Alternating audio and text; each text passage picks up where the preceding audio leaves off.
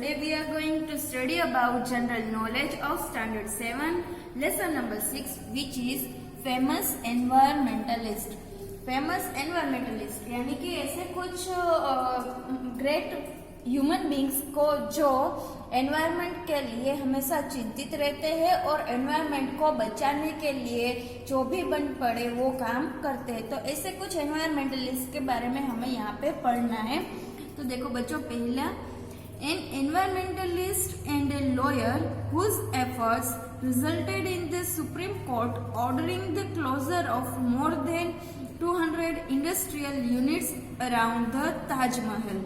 तो ये एक ऐसे एनवायरमेंटलिस्ट है जो जम्मू कश्मीर के रहने वाले हैं और इन्होंने वो एक लॉयर भी है, एनवायरमेंटलिस्ट भी है और एक लॉयर भी है। हुज एफर्ट्स, जिन्होंने कुछ एफर्ट्स किए, resulted in the Supreme Court, और सुप्रीम कोर्ट में केस लड़ा किसके बारे में?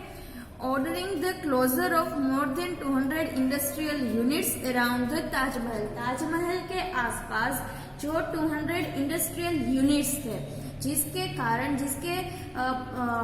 जो पॉल्यूशन होता था जिसकी वजह से, उसके कारण ताजमहल को नुकसान होता था।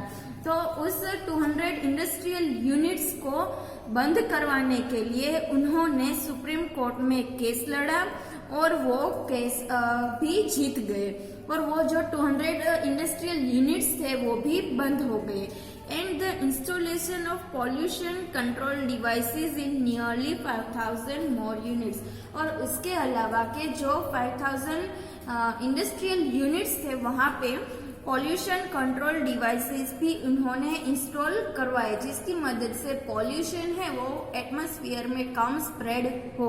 तो ये है महेश चंद्र मेहता। देखो बच्चों, ये है Mahesh Chandra Mehta. Next, an Indian activist, lead organiser and strategist of the Narmada Bachao Andolan and also the national coordinator of the national alliance of peoples movement. ये जो लेडी है वो एक इंडियन एक्टिविस्ट है और लीड ऑर्गेनाइजर है और स्ट्रेटेजिस्ट भी है, लेकिन किसकी? नर्मदा बचाओ आंदोलन। नर्मदा हमारी एक पवित्र नदी है, वहाँ उस नदी में बहुत ही ज्यादा पॉल्यूशन फैला हुआ था। तो इस लेडी ने उस पॉल्यूशन को रोकने के लिए एक आंदोलन शुरू किया, नर्मदा बचाओ आंदोलन, जो एनबीए के एब्रिविएट फॉर्म से भी जाना जाता है। उस आंदोलन की वो एक लीडर थी और स्ट्रेटेजिस्ट भी थी कि स्ट्रेटेजिस्ट यानी कि उस आंदोलन को कैसे चलाना है, कैसे मैनेज करना है। And also the national coordinator of national alliance of peoples movement. Environment को बचाने के लिए पूरी कंट्री में जो अलग अलग आंदोलन हो रहे थे, मूवमेंट्स हो रहे थे, उसको अलायंस यानी कि उसको जोड़ने के लिए भी वो एक कोऑर्डिनेटर का उन्होंने रोल अदा किया है।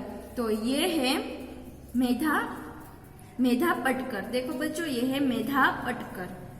Next, a US biologist whose landmark book Silent Springs is often credited for launching global environmental movement and bringing about a reversal in national pesticide policy in the USA।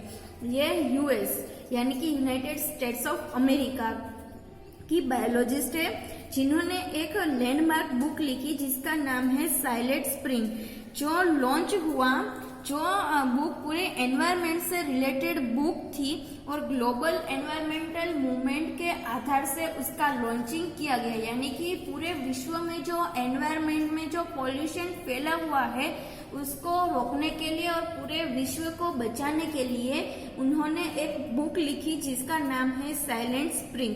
और उस movement में जो global environmental movement है उसमें भी उन्होंने participate किया था। And bringing about a reversal in national pesticide policy in the USA. USA में एक नेशनल पेस्टिसाइड पॉलिसी थी जिन्होंने उसमें रिवर्सल यानी कि वो पॉलिसी उन्होंने रद्द करवाई। अभी ये पेस्टिसाइड पॉलिसी क्या है? पेस्टिसाइड यानी कि जंतुनाशक दवा। जब भी खेत में हम कोई क्रॉप्स उगाते हैं तब वहां पे कुछ छोटे छोटे इंसेक्ट्स होते हैं जो क्रॉप्स का नाश कर देते हैं। तो उस क्रॉप्स को उस इंसेक्ट से बचाने के लिए पेस्टिसाइड्स यानी कि जंतुनाशक दवा उसमें डाली जाती है। तो उससे क्या होता है कि वो पॉल्यूशन फैलता है।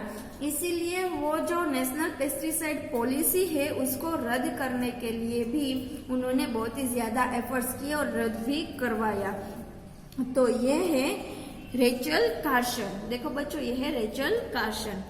Next, an American author, most famous for his book Weldon, an essay on civil disobedience and his call for protection of wilderness। ये अमेरिका के ऐसे ऑथर है जिन्होंने बुक लिखी थी वेल्डन, और ये वेल्डन बुक में एक ऐसे था किसके ऊपर? Civil disobedience. सिविल डिसओबीडियंस यानी कि जो एनवायरमेंट के प्रति डिसओबीडियंट रहता है, केयरलेस रहता है, उसके विरुद्ध उन्होंने बुक लिखी। और उन्होंने वाइल्डनेस यानी कि वाइल्ड एनिमल्स जो भी है उसको बचाने के लिए भी उन्होंने एक आंदोलन शुरू किया था। और ये है हेनरी डेविड थेराओ। देखो बच्चों, ये है Henry David Thoreau. Next, an Indian who led the Chipko Andolan to save trees from being cut down and also led protest against the Tehri dam project. ये एक इंडियन है जिन्होंने चिपको आंदोलन, उत्तराखंड में ये चिपको आंदोलन हुआ था ट्रीज को बचाने के लिए। वहां पे क्या होता था कि वहां पे डिफोरेस्टेशन करते थे, वुड की जरूरतों को पूरा करने के लिए ट्रीज को कट कर देते थे। तो उसको बचाने के लिए चिपको आंदोलन शुरू हुआ। चिपको आंदोलन में क्या था कि लोग जो है वो पेड़ को चिपक जाते थे और जो भी उसको कट करने के लिए आते थे उसको बोलते थे कि पहले हमें मारो, उसके बाद पेड़ को काटो। इस तरह से चिपको आंदोलन हुआ। और ये जो इंडियन है वो चिपको आंदोलन के लीडर थे, और इसकी लीडरशिप में ये चिपको आंदोलन जो है वो सक्सेसफुल भी हुआ और ट्रीज भी कट नहीं हुए।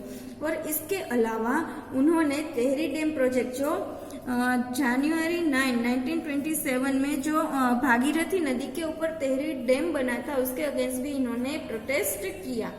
तो ये है सुंदरलाल बहुगुणा। देखो बच्चों, ये है Sunderlal Bahuguna. Next, a Kenyan feminist and environmentalist started the Green Belt movement, a movement against deforestation and won the Nobel Prize in 2004। ये केनियन फेमिनिस्ट है और एनवायरमेंटलिस्ट है जिन्होंने ग्रीन बेल्ट मूवमेंट शुरू किया। ये मूवमेंट क्या था? तो ये मूवमेंट डिफोरेस्टेशन के अगेंस्ट था। डिफोरेस्टेशन यानी फॉरेस्ट में जाके पेड़ को काट देना, इसको डिफोरेस्टेशन कहते हैं। इसके अगेंस्ट इन्होंने प्रोटेस्ट किया, एक मूवमेंट चलाया ग्रीन बेल्ट मूवमेंट, और इसके लिए उसको 2004 में नोबेल पीस प्राइज भी मिला। तो ये है बच्चों वांगारी मथाई। देखो बच्चों, ये है वांगारी मथाई। अभी एक्स्ट्रा है कुछ।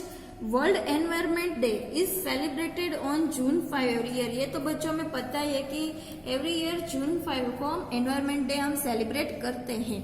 लेकिन जून 5 को ही क्यों करते हैं? The United Nations General Assembly established World Environment Day to mark the opening of the Stockholm conference on the world environment. तो वर्ल्ड एनवायरमेंट के लिए जो यूनाइटेड नेशंस है वहाँ की जनरल असेंबली में एक मीटिंग हुई थी जिसमें ये डिसाइड हुआ कि 5 जून को वर्ल्ड एनवायरमेंट डे सेलिब्रेट किया जाए ताकि लोग हैं वो एनवायरमेंट को समझे। Thank you.